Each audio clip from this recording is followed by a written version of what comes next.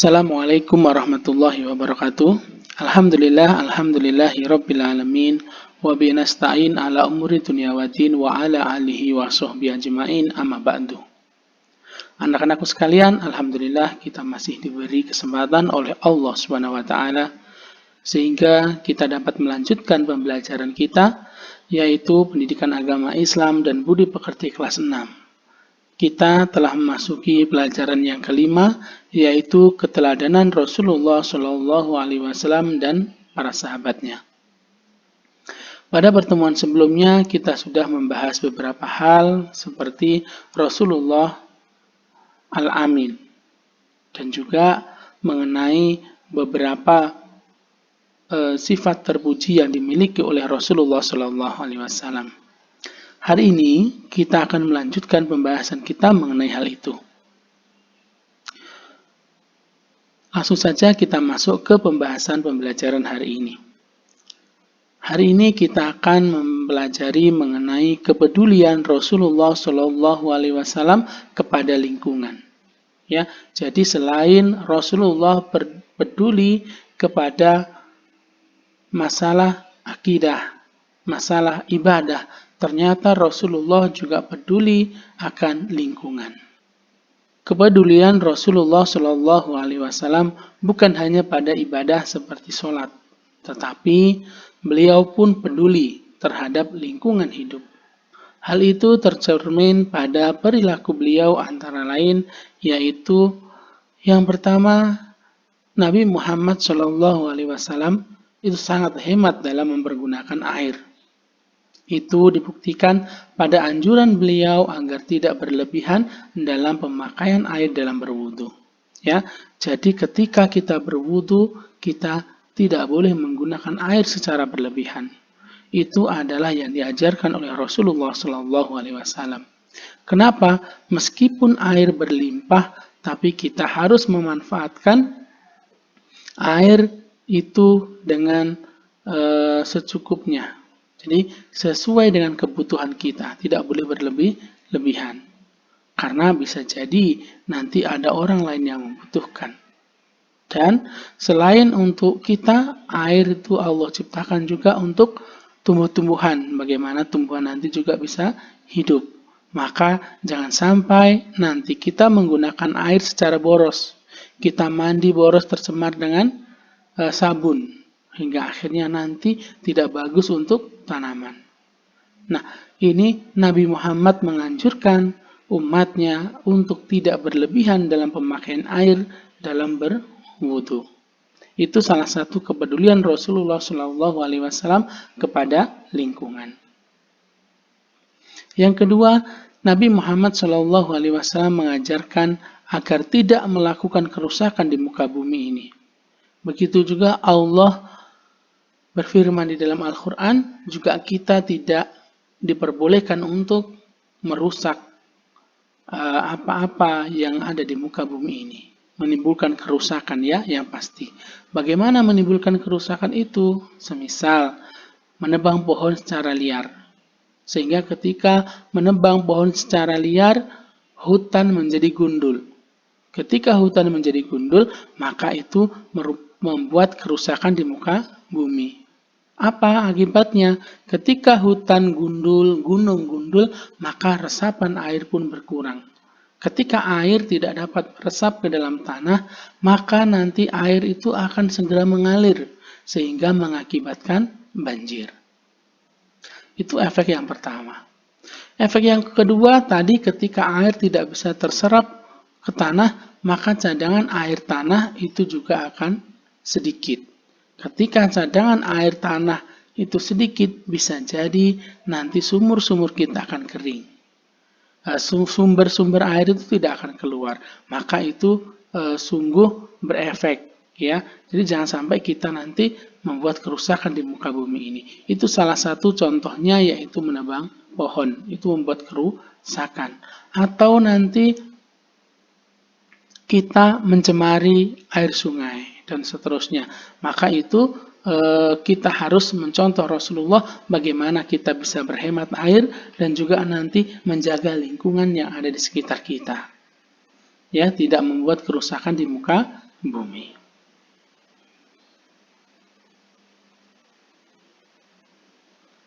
Nah, Nabi Muhammad SAW sebagai pembawa rahmat bagi alam semesta. Nabi Muhammad SAW diutus oleh Allah Subhanahu wa taala sebagai rahmatan lil alamin atau sebagai pembawa kasih sayang bagi alam semesta ini. Jadi rahmat untuk alam semesta. Tujuan dakwah Nabi Muhammad SAW adalah untuk mengubah keadaan masyarakat jahiliyah menjadi masyarakat yang sejahtera berdasarkan agama tauhid.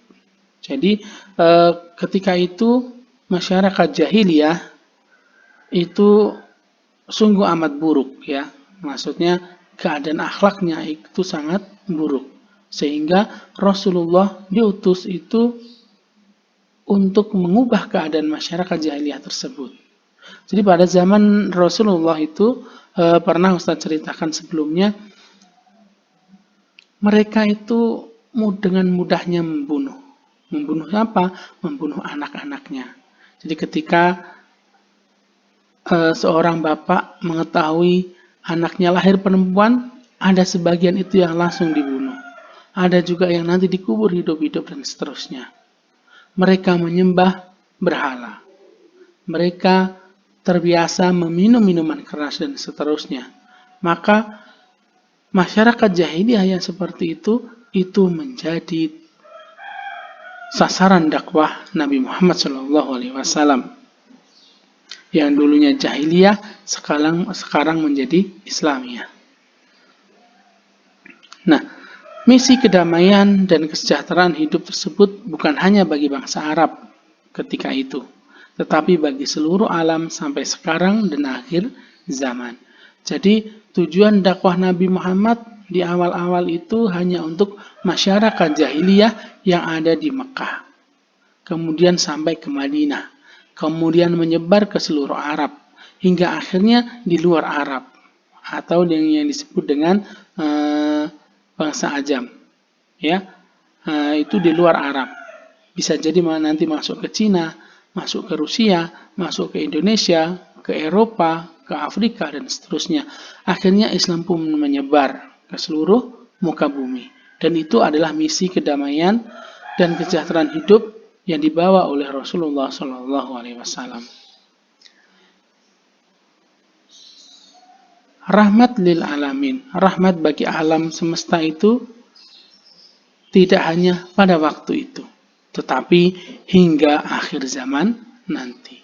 Bagaimana ajaran-ajaran Rasulullah SAW itu mengajarkan kita bagaimana menjadi orang yang penuh dengan kedamaian dan juga penuh dengan kasih sayang kepada sesama, ya, kepada sesama manusia, kepada binatang, kepada tumbuh-tumbuhan dan lain sebagainya, ya.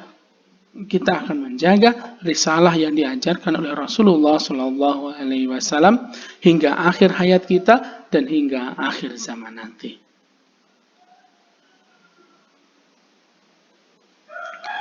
Nabi Muhammad SAW selain mengajak kaumnya untuk mengutamakan kemurnian akidah dan selalu menyembah Allah yang Maha Esa, beliau juga menanamkan akhlak terpuji yang membawa kebaikan manusia hidup di dunia hingga di akhirat.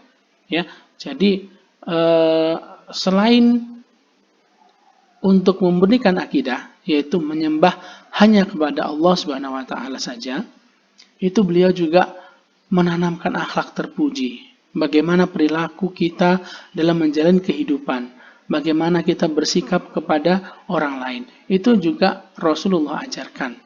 Di samping dengan kegiatan-kegiatan ibadah kita kepada Allah. Ya, apa saja? Salah satu sifat terpuji yang dapat kita cermati ketika beliau dan pengikutnya hijrah ke kota Madinah adalah beliau mampu menanamkan sikap persaudaraan antara kaum pendatang, yaitu muhajirin dan kaum ansor. Sehingga mereka saling menolong untuk menciptakan daerah yang tertib dan aman. Di samping itu, masyarakat berperilaku sopan santun sesuai ajaran Rasulullah Shallallahu Alaihi Wasallam. Jadi salah satu sifat terpuji yang dapat kita cermati tadi yaitu beliau itu menanamkan sikap persaudaraan antara kaum pendatang dan kaum Ansor.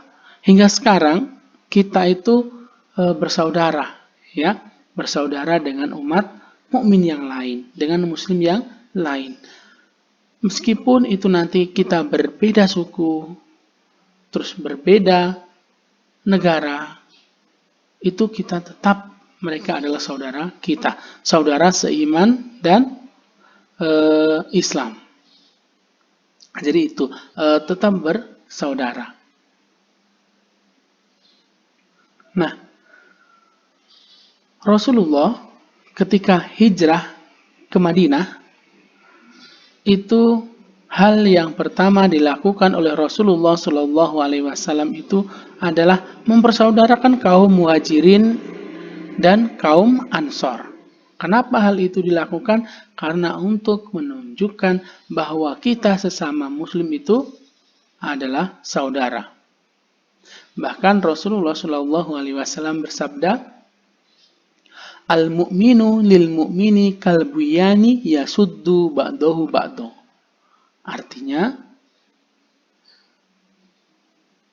mukmin satu dengan mukmin yang lain ibarat sebuah bangunan yang saling mengokohkan antara satu dengan yang lain. Jadi, seorang mukmin dengan mukmin yang lain atau muslim itu semua itu seperti bangunan yang saling menguatkan satu dengan yang lain. Jadi sebenarnya umat muslim itu satu, ya, maksudnya satu ya bersaudara, sehingga nanti yang satu harus membantu dengan yang lain, yang satu harus menguatkan yang lain, dan seterusnya.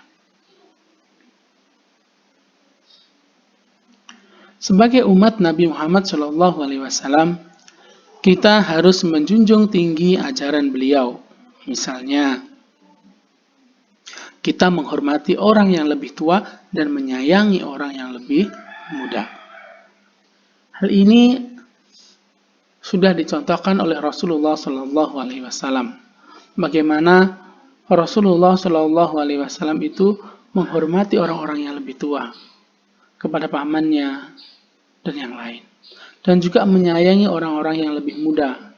Bagaimana kemarin kita ceritakan bahwa Rasulullah itu menyayangi anaknya, yaitu Fatimah. Beliau juga menyayangi cucu-cucunya, Hasan dan Husain, dan seterusnya. Yang kedua, kita berperilaku sopan dan bertutur kata santun terhadap orang tua, guru, dan juga masyarakat sekitar. Jadi, berperilaku sopan, bertutur kata yang santun. Jadi, tutur katanya itu yang baik terhadap orang tua, terhadap guru, dan masyarakat sekitar. Jadi, jangan sampai nanti kita mengatakan sesuatu yang jelek, atau yang kotor, atau ya sesuatu yang kira-kira dipandang tidak bagus oleh masyarakat. Jadi, katakanlah perkataan yang baik. Ya, jangan sampai nanti perkataan itu terdengar jelek atau nanti menyakiti hati orang lain. Maka kita harus menjaga hal itu dan menerapkan itu dalam kehidupan kita sehari-hari. Yang ketiga, kita menjaga lingkungan kita agar selalu bersih karena kebersihan adalah sebagian dari iman. At-tahuru syatrul iman. Ya, jadi kita harus menjaga kebersihan, baik kebersihan diri kita, rumah kita, dan juga lingkungan kita. Yang keempat, kita harus peduli terhadap lingkungan sekitar untuk kebaikan diri dan orang lain. Jadi kita harus peduli dengan tetangga kita, dengan teman kita, lingkungan kita, sekolah kita, rumah kita, dan seterusnya. Kenapa? Karena kepedulian itu nanti akan membawa kebaikan bagi diri kita dan juga nanti bagi orang lain. Semisal kita peduli terhadap lingkungan di sekitar kita. kita menjaga kebersihan, ya, maka kebersihan itu akan membawa kebaikan bagi diri kita. Dengan bersih, maka tidak ada nyamuk di situ. Maka kita tidak mungkin terserang penyakit DBD. Dan juga orang lain juga tidak akan terserang hal tersebut. Maka peduli terhadap lingkungan itu untuk kebaikan diri kita sendiri dan juga kebaikan orang lain. Ya, mungkin itu pembahasan kita mengenai keteladanan dari Rasulullah Shallallahu Alaihi Wasallam. Insya Allah, pekan selanjutnya kita akan membahas mengenai keteladanan sahabat-sahabat Rasulullah yang disebut dengan Khulafaur Rasyidin. Mungkin itu yang dapat Ustadz sampaikan. Ustadz ucapkan terima kasih karena sudah menyaksikan video ini dari awal hingga akhir. Semoga apa yang Ustadz sampaikan ini memberikan tambahan pengetahuan bagi kita sehingga kita nanti dapat mencontoh perilaku terpuji yang diajarkan oleh Rasul kita, Rasulullah Shallallahu Alaihi Wasallam. Terima kasih. Wallahu muwaffiq ila aqwamit thoriq. Wassalamualaikum warahmatullahi wabarakatuh.